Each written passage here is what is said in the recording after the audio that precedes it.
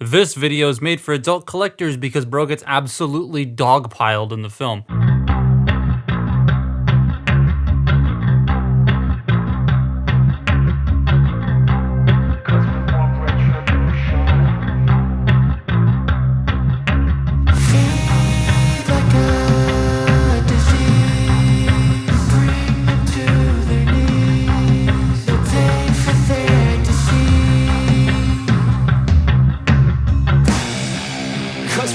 Retribution. Oh yeah, we want retribution. Oh yeah, we want retribution. Oh yeah, we want retribution. Yeah, we ran out of patience.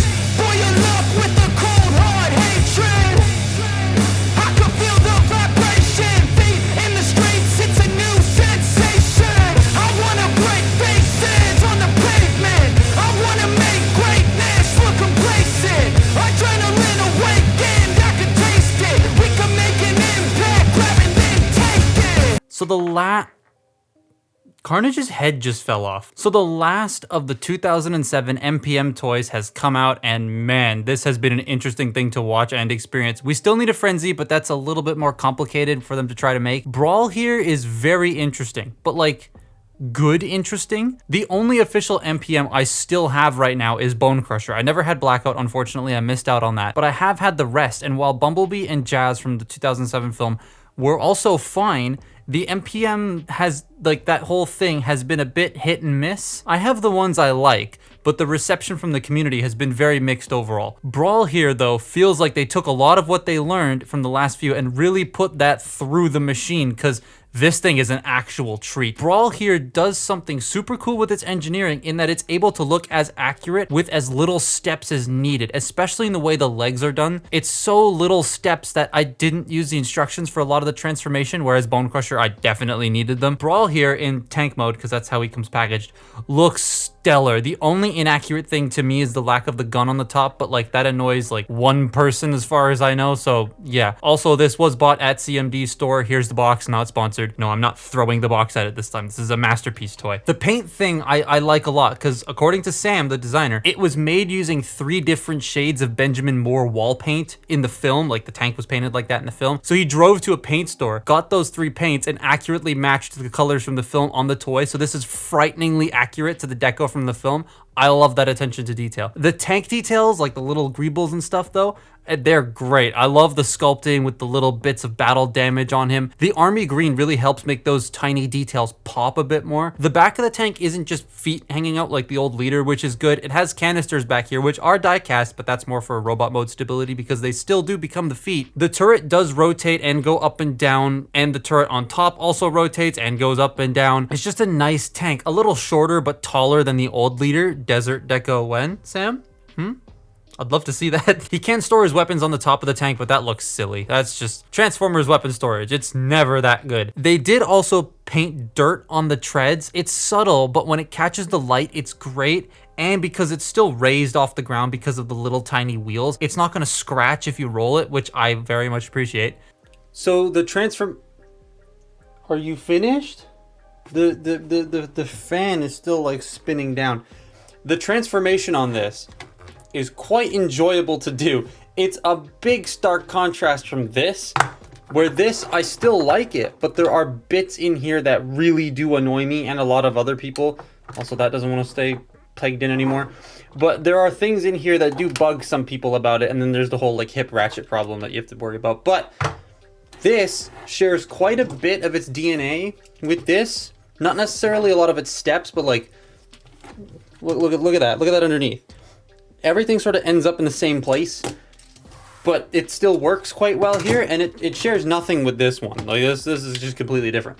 So the cool thing about this that I liked was when I got it out of the box, you open the instructions up, and MPM instructions are always terrible just because of the material they're printed on. It's really difficult to read. I'm 26 and sometimes I have problems reading them, but this dude has a lot of bits that just sort of flow with themselves. You don't really need the instructions for a lot of it. Like the legs and the arms, you don't need them.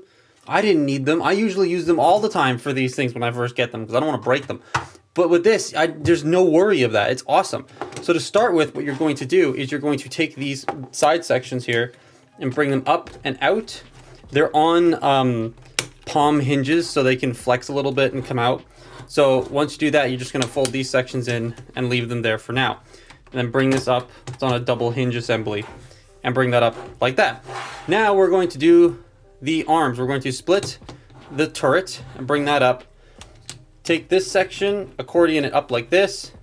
We're gonna raise the gun, we're going to rotate it in, and then we're going to take this entire top assembly, rotate it around like that, fold the turret up, it's going to peg into the side, like so, and then you're supposed to leave the turret like this.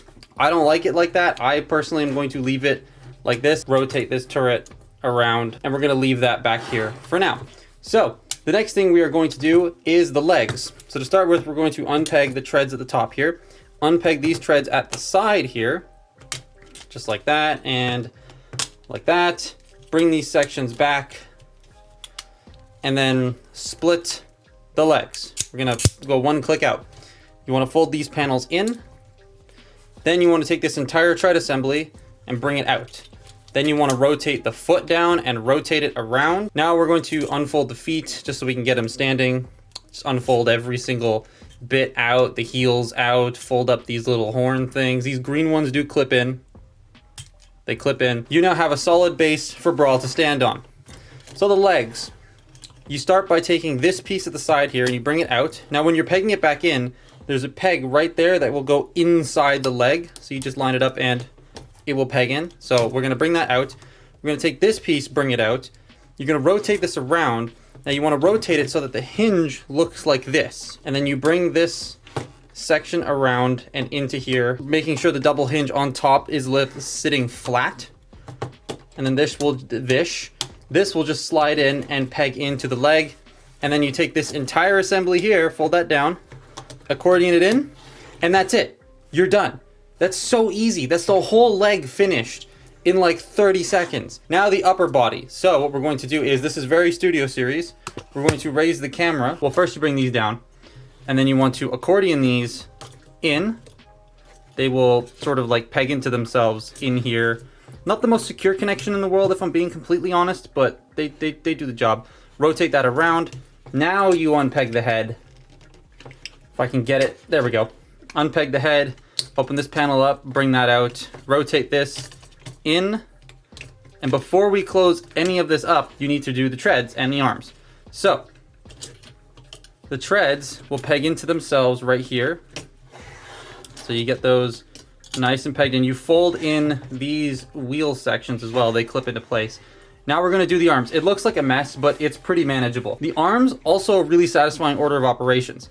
So you unpeg this section here, and then you bring this out. And then what you're going to do is you're going to fold this around, bring it to the back, and collapse it in, and it will all just sort of peg into itself and together. This is cool.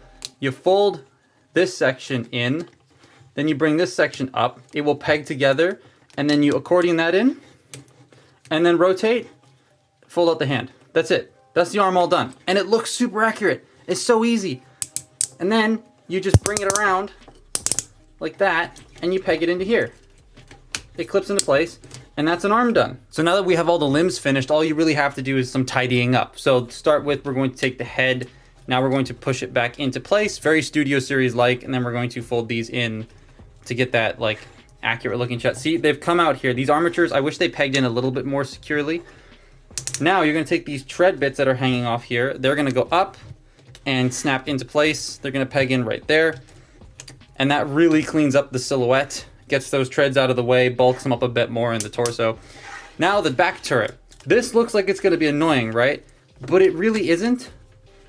So we're going to shift this entire assembly down. You wanna take these and you wanna fold them in. And there's a peg here that's gonna go into a slot there. So when you do that, it also is going to peg into the armature that was where the arms were pegged into for tank mode. So you get all that lined up and it just snaps right into place. Again, it's extremely satisfying to do this step because everything just fits and fits so well into where it needs to go. Now we're going to split these back sections. They will clip, they'll soft detent into place. Then you take this and you fold it up and around and over. That sort of brings the antenna up above his head. Then you take this top section, you want to shove it underneath these panels. So You just line it up, shove underneath, and then you peg the turret into the back. Both sides. There we go. And that's it, we're done. That's it. That's literally all it takes. It's a lot. It looks like a lot, but it's so smooth. And then you take the weapons and you peg them into the slots into his arms to complete the look. And bam. So yeah, not that hard once you get your hands on it. And then in robot mode, damn. He is a bit squat in the torso, but given the proportions of the tank, I don't know how they could have realistically gotten around that. The details here though, man, there's a lot of nice sculpt work. And there's something in my eye. Something is eyelash in my eye. I got it. There is some battle damage sprinkled throughout. Again though, I wish, just like I did with Bone Crusher, that they either put more on or left it off entirely, but it sticks out less than Bone Crushers did, so that's nice. The back is also insanely clean. There's nothing fugly hanging off of it, and the way the entire turret collapses and folds in with the treads is so satisfying to look at. The details on the weapons are also nice, the wires and the sculpted lines and so on. The head, first off, it's nice and big, but it's also very well detailed with even a bullet hole in the forehead. The eyes peer through the slits so they don't get lost with those red beady like paint that they use. The mouth opens for extra capabilities. He has some large ass feet, so he has a great standing base. Like, he's not gonna fall. The arms though, some people are concerned about the gorilla arms, which he does actually have in the film, but you can sort of fudge them to look semi-normal. But on Brawl, because he's such a gremlin, these just kind of work. He also comes with blast effects as previously shown off, but now you can use the one on the chest, and they're compatible with other toys with Siege Blast Effect pegs and 5mm ports. There's also the arm cutoff thing, which you can rip his arm off and attach this dinky nub to it. I like it how it's light piped. And these like claw hands look epic. They're super posable. Speaking of which, he's very good at pulling off a pose or two, being how chunky as he is.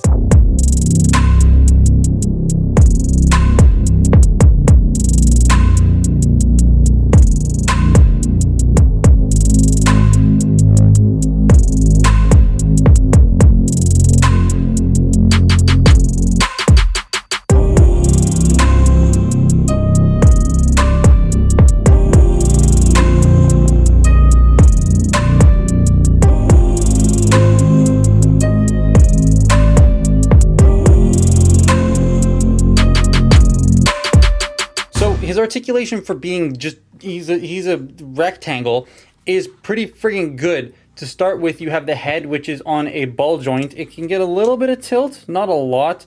It can rotate, it can do a full 360, though, like, why would you need it to? He can look up that far, he can look down that far. I wish he could look up a little bit more, because you can get him into some low down poses, but he can't look up that much, which is a bit annoying. The mouth can open and close, and with the opening and closing mouths on Transformers Masterpiece movie figures, they've always had like a hinge closer to the front of the teeth, so when you open the mouth, it looks strange. Here, it actually hinges at the back of the mouth, so it looks like an actual mouth. I appreciate that. These rocket things are on 5mm pegs. They can literally come off, and you can like give them to other toys. But they rotate, and they can swivel around here. The shoulders, oops. The shoulders are ratcheted. They can do a full 360, though these armatures do get in the way. As you saw, that comes out a little bit easier than I would like it to. The shoulders can go out that far. You have a swivel at the bicep. You have a swivel in the middle of the elbow. You have the double jointed gorilla arm elbow. However, you can also like fudge this to sort of bring it up like that to make the elbow bend, but to keep the details forward, or you can swivel this around, and he does have a wrist swivel, and then you can give him a regular elbow. And if you want to go even further, you can swivel his whole thing around to give him even more of an elbow bend, though then the panels get in the way of the arm, and that's as far down as it goes. So it's a bit finicky, but you can get a regular elbow out of it. He does have, well, he has a 3-finger trigger finger split. However, he only has 3 fingers, so it's a 2-finger trigger finger split with 2 knuckles at each, and then the thumb bends. I wish the thumb had 1 more knuckle, but yeah. He does have a waist joint. However, due to where the rotational joint for the tank sits, it's like right there. It's really hard to see, but there you go. You can see it. Looks like an Oreo cookie in there.